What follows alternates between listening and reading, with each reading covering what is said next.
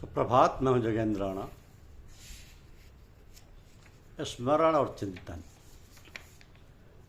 स्मरण और चिंतन, यह है आज की हमारी आध्यात्मिक चर्चा का विषय। बंदा परमात्मा के साथ चार चीजों से पेश आता है। पहला तन से, दूसरा माल और धन से, तीसरा दिल यानी मन से, चौथा जबान से। पर अगर बंदा तन से खुदा की खिदमत और जबान से उसका जाप याद करे तो फायदा कुछ खास नहीं होगा, जब तक दिल यानी हृदय और मन उसकी याद में हवाले ना करे और माल और धन उसकी राह में सखावत और दान ना करे। फिर जब चार चीज़ों की परमात्मा की राह में लगा दे, चारों चीज़ों को, या तसर्रुफ करे तो चार ही चीज़ों के वास्ते मालिक से प्रार्थना करे। मोहब्बत और प्रेम, अपना ज्ञान, उसके साथ जिंदगानी, राह और यगानगी में बेहिश्त यानी एकता की आरजू। दरअसल हक यानी परमात्मा की इबादत नहीं करना और नीज यानी खुदा को खुदा के लिए पूजने वाला जाहिल और अज्ञानी है, इसलिए कि वह बंदे की इबादत का भूखा नहीं है, वो कतई बेनियाज है। पर जो परमात्मा के लिए पूजने वाला अपने आप को उसके यानी मालिक के काम में समझता है, दरअसल वह उसका काम नहीं करता बल्कि अपने नफ्स और मन के भावों के काम में है।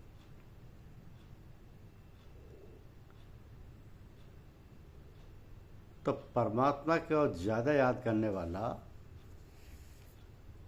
उससे ज़्यादा दूर होता है, यानी उसको जिसने पहचाना गूंगा हो गया और जिसने उसको देखा अंधा हो गया। तो परमात्मा का अधिक स्मरण करने वाला उससे अधिक दूर है। याद अपने से अलग दूसरी वस्तु की जाती है। अतः यहाँ द्वैत भाव आ गया, अर्थात जिसने उसकी पहचान कर ली वो अपने आप में मौन हो गया और जिसने उसे देख लिया वो अंधा, अर्थात उसी में अपने आप को खो बैठा। तो जिक्र यानी जाप तीन तरह का होता है। पहला सिर्फ जुबान से, दूसरा दिलो जुबान दोनों से, और तीसरा फ़कत दिल से, जिसमें जबान गूंगी हो जाती है। वह उसका मर्तबा व रुतबा परमात्मा ही जानता है। जाप जो माया से परे नहीं है वो तीन तरह से होता है। पहला वाचक, जो जिह्वा से उच्चारण किया जाता है, जिसे पास बैठा व्यक्ति सुन लेता है। दूसरा उपांशु, जिसमें जिह्वा और होठ तो हिलते रहते हैं लेकिन पास बैठा व्यक्ति सुन नहीं सकता।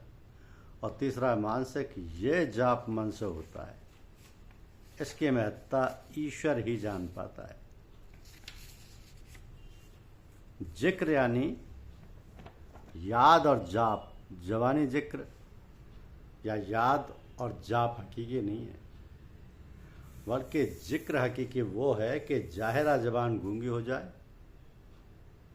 पर जिक्र, याद और जाप करना उसका गैर आवश्यक है। जग अर्थात स्मरण और चिंतन वाचक रूप में करना यथार्थ नहीं है और ना ही इसमें कोई सच्चाई है। अपितु सही जप वह है जिसमें जिह्वा से कोई उच्चारण ना हो और स्मरण चिंतन फिर भी होता रहे। तो जो ख्याल करे कि कोशिश और मशक्क़त और मेहनत के बिलखैर या कोशिश और मशक्क़त से कुर्बे इलाही यानी परमात्मा से मेल हासिल होगा, तो दोनों ख्याल बेकार हैं। और फिर जिस पर परमात्मा का फजल होता है और संस्कार उत्तम होते हैं, तो परमात्मा के असरार इलाही बंदे के बहम और अकल के बीच कोई हिसाब या पर्दा बाकी नहीं रहता और खिदमत से ही कुर्ब हासिल हो जाता है। अब ये विचार करना कि कोई उपाय, परिश्रम, तपस्या अथवा चतुराई से अच्छे कार्यों को कर परमात्मा को प्राप्त कर लिया जाए, तो ये दोनों विचार ही निरर्थक हैं। अन्यथा जिस पर परमात्मा की कृपा होती है और संस्कार उत्तम होते हैं,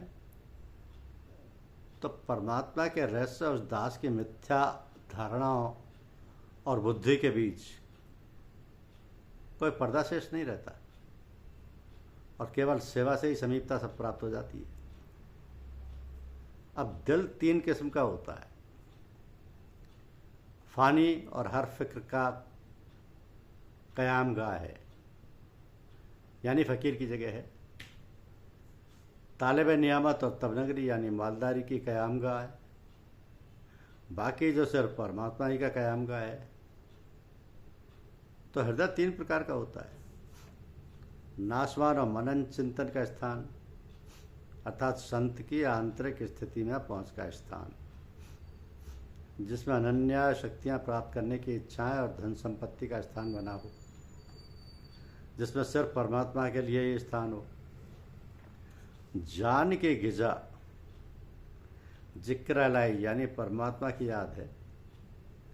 शरीर उसकी तारीफ और गुण गाता है और लिबास उससे शर्म करता है। शर्म उसे कहते हैं जो गुनाह या पाप तुझसे हो गए हों, उनकी सजा का खौफ हर वक्त करता रहे। अब जीवन का आहार परमात्मा का स्मरण है। शरीर उसकी प्रशंसा एवं गुण गाता है और पहनावा यानी शरीर से होने वाले कर्म उससे शर्म करता है। तो शर्म उसे कहते हैं जो पाप दोष तुझसे बन गए हैं, उसके दंड का भय हर समय करता रहे। बीमार दिल की 4 निशानियां हैं, इबादत और भजन में मजा ना आना, परमात्मा का खौफ न करना, दुनिया की चीज़ों और हालतों और बातों से सबक न हासिल करना, इल्म व ज्ञान की बातें सुनकर उन पर अमल न करना। अस्वस्थ मन के ये 4 लक्षण हैं।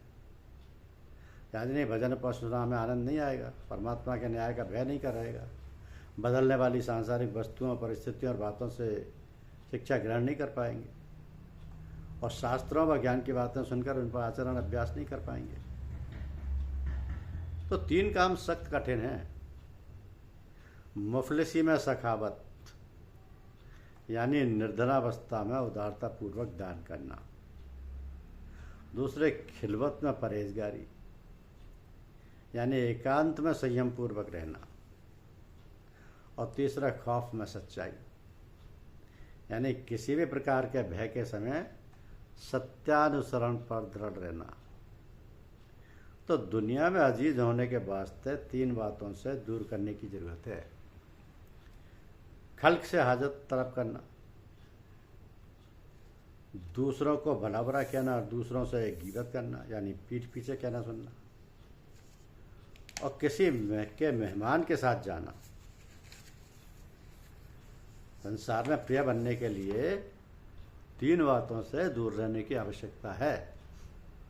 जनता से अर्थात ईश्वर को छोड़ दूसरों से अपनी इच्छाओं आवश्यकताओं की मांग करना, दूसरों को स्वयं के हित में भला बुरा कहना और उनके पीठ पीछे आलोचना करना, किसी के अतिथि के साथ अनावश्यक रूप से अथवा उसके बिना कहे जाना। ये तीनों से दूर रहने की आवश्यकता है। इंसान में 6 चीज़ों से खराबी आती है। नेक अमल में कोताही, नेक अमल में कोताही करना यानी शुभ कर्मों को अपनाने में आलस्य करना या त्रुटि करना। दूसरा शैतानी यानी बहकाने वाली रीतों की बातों की इताअत और पैरवी करना, जो पाप कर्मों की ओर ले जाए, ऐसे बहकाने भटकाने वाली कुरीतियों और बातों को मानना और अनुसरण करना। तीसरे मौत को नज़दीक न जानना और भूल सा जाना, मृत्यु को अपने आसपास न जानना और एक प्रकार से भुला देना। परमात्मा की रजामंदी तर्क करके यानी उसकी इच्छा अनुसार ना रहकर मखलूक की रजामंदी इख्तियार करना। चौथा कहता है कि परमात्मा की इच्छा का त्याग अर्थात उसकी इच्छा अनुसार ना रहकर उसके उत्पन्न किए अन्य प्राणियों की इच्छाओं का प्रभुत्व स्वीकार करना। 5वां है ख्वाहिश नफ्स की वजह से यानी काम और वासना की वजह से अपना रूप और देही तर्क करना। तो इंद्रिय जन्य काम वासना के कारण अपने निज स्वरूप यानी आत्मा का हनन और इसके देह रूपी मंदिर को निकृष्ट कार्यों में लिप्त कर इसका नाश करना। बुजुर्गों, महात्माओं और अकाबिर की जाहिरा गलतियों को अपने लिए सनद मानना और उनके फजाइल और बड़ाई पर नज़र न डालना और अपनी अज्ञानता और जहालत और गलती से उन पर इल्ज़ाम लगाना, यानी पुण्यात्माओं, महात्माओं और श्रेष्ठ व्यक्तियों की प्रत्यक्ष में दिखने वाली भूल चूकों को स्वयं के हित में उदाहरण प्रमाण मानना और उनकी कृपालुता, दयालुता पर कोई दृष्टि न डालना और अपनी अज्ञानता, उद्दंडता एवं मिथ्या आचरण द्वारा उन पर दोष लगाना, इन 6 बातों से मनुष्य की दुर्दशा होती है। अक्लमंद वो आदमी होता है जो 2 खैर और जो 2 शर में तमीज़ कर सके, यानी 2 खैरों में से बेहतर खैर और 2 शर में से बेहतर शर को मालूम कर सके। 2 शुभ यानी भलाई और 2 अशुभ यानी बुराई में विवेक परख करने की योग्यता रखता हो, अर्थात जो 2 शुभ कार्यों में से अधिक अच्छा कार्य और 2 अशुभ कार्यों में से अधिक अशुभ कार्य को ज्ञात कर सके। तो जो शख्स परमात्मा के साथ दिल साफ रखे वो सूफी कहलाता है। जो व्यक्ति अपने हृदय में सिवा परमात्मा के अन्य किसी की भी इच्छा को न ठहरने दे, अर्थात ईश्वर प्राप्ति के लिए मन को निरंतर शुद्ध पवित्र बनाने के प्रयत्न में लगा रहे, वो सूफी कहलाता है। सूफी यानी संत वो है जिसकी कैद में कोई चीज़ ना हो और ना वो किसी चीज़ में कैद या फंसा हो,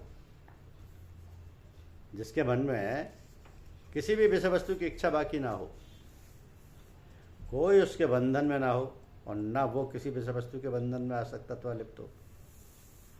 तो जाहिर व बातिन पूर्ण सभ्यता यानी मुकम्मल खुशखल्की का होना ही तवस्सुफ है, तसव्वुफ है।